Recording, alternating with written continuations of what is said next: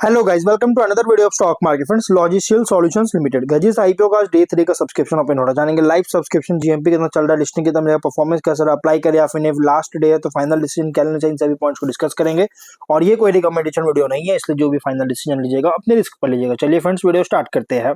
Company 28 नवंबर open हुआ था, 2 दिसंबर आज के दिन क्लोज किया जा रहा है। 10 रुपीज का फेस वैल्यू, 183 टू 193 रुपीज पर शेयर की प्राइस बैंड, 600 शेयर्स की lot size, fresh capital offer for sale का कॉम्बिनेशन है।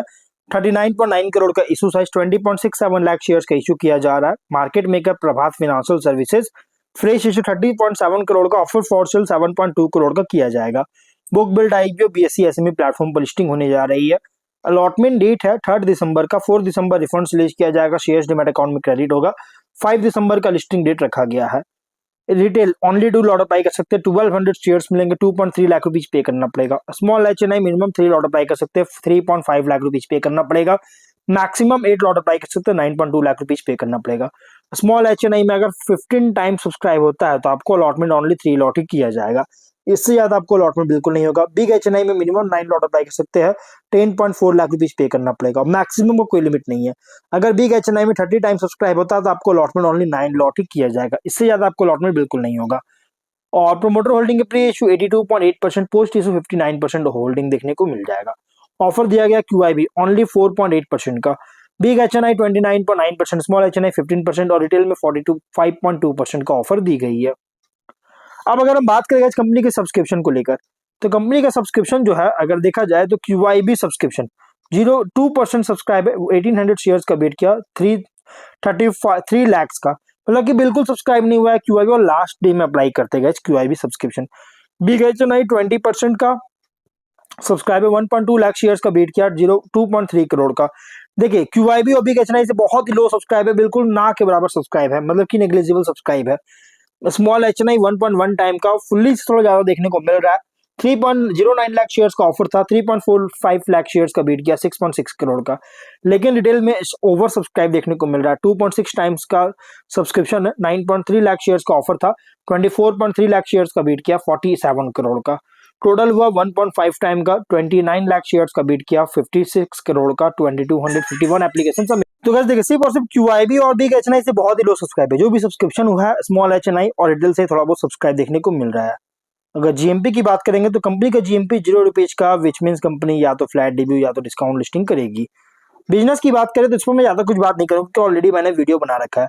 जुलाई 2011 में इनकॉर्पोरेट किया गया था, जो कि आउटसोर्स्ड सॉफ्टवेयर डेवलपमेंट पार्टनर है, जो कि end to end custom technology solutions जो है डिलीवर कर रही है स्टार्टअप्स और एंटरप्राइज को पूरे वर्ल्ड में। और खुद को एस्टैब्लिश किया है और as an of source software partner, जिससे स्टार्टअप्स और बिजनेसेस को असिस्ट करता है उनके आइडियाज को scalable, secure, high performance digital platforms में ट्रांसफॉर्म करने में। और इसका कोर कॉम्पिटेंसीज जो है इसमें इंक्लूड है cloud engineering, AI, ML, UI, UX design, application development, जिसे कटिंग एज टेक्नोलॉजीज जो यूटिलाइज करता है, जिससे scalable high performance digital products को बिल्ड करने के लिए comprehensive sweet of services offer करता है, जिससे स्टार्टअप्स को सपोर्ट करने के लिए और ग्रोइंग बिजनेस को सपोर्ट करने के लिए हर एक स्टेज पर, उनके जर्नी के हर एक स्टेज पर टेलर करने के लिए कंपनी ऑफर करती है। और कंपनी का ये सर्विसेज में आप यहाँ देख सकते हैं, जो मैंने आपको ऑलरेडी अभी बताया था कुछ टाइम पहले। और यहाँ पे देखिएगा तो ये कंपनी सर्व कर रहा है अलग अलग कस्टमर्स को, जैसे home improvement, energy, marketing, tech, AI and software development, real estate, retail etcetera में। तो कंपनी जो है ना ये outsourcing software development and related services के सॉल्यूशंस के लिए एक 100% जो है ईओयू है, जो कि एक हाईली कॉम्पिटिटिव सेगमेंट है। कॉम्पिटिटर इसके है कोडिन टेक्नोलैब, सिस्टैंगो टेक्नोलॉजीज, इन्फोबिन्स टेक्नोलॉजी इसके कॉम्पिटिटर है। अगर फिनेंशियल की बात करेंगे तो 25 में 21 करोड़ का रेवेन्यू, 5.5 करोड़ का प्रॉफिट। फर्स्ट हाफ में 13 करोड़ का रेवेन्यू, 3.5 करोड़ का प्रॉफिट। 25 में 24% का रेवेन्यू, 38% का प्रॉफिट देखने इंक्रीज किया है। तो ओवरऑल फिनेंशियल भी अगर देखिएगा टॉप एंड बॉटम लाइन से ग्रोथ होता हुआ नजर आया है, लेकिन ग्रोथ देखने को मिल रहा है टॉप एंड बॉटम लाइंस में। ROE 33% का और ROC 32% का। डेट इक्विटी बिल्कुल भी नहीं है। PAT एबिलिटा मार्जिन 26.2 और 39% का। PB और P रेशियो 4.7 20.3 टाइम का। मार्केट कैप 144 करोड़ के अराउंड होगा।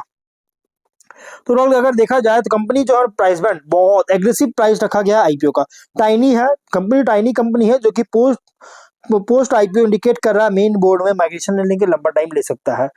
स्वॉट में स्ट्रेंथ अगर देखिए तो स्ट्रॉन्ग एक्सपर्टाइज है AI, cloud engineering, UI UX, custom software development में। रेवेन्यू, रिसेंट रेवेन्यू ग्रोथ है, हाई मार्जिन बिजनेस है, एबिटा मार्जिन लगभग 39% के अराउंड है।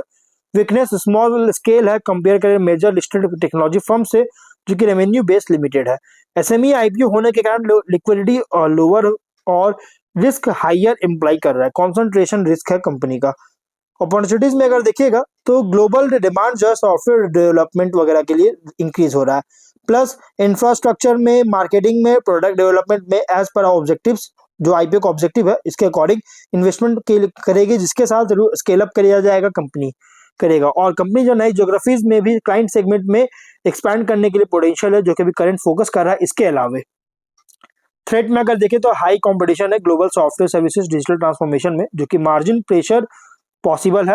रैपिड टेक्नोलॉजी चेंज होता है जिससे सर्टेन सर्विस ऑफर कर रहा है ऑब्सोलीट कर सकता है अनलेस कंटिन्यूअसली अगर अपग्रेड नहीं करता है तो रेंडर कर सकती है। इसकी वजह से इकोनॉमिक स्लो डाउन के कारण गाइस एंटरप्राइज आईटी स्पेंड और स्टार्टअप बजट्स को भी रिड्यूस कर सकता है। Exchange rate, global client risk और आउटसोर्सिंग ट्रेंड्स के कारण बिजनेस इंपैक्ट कर सकती है।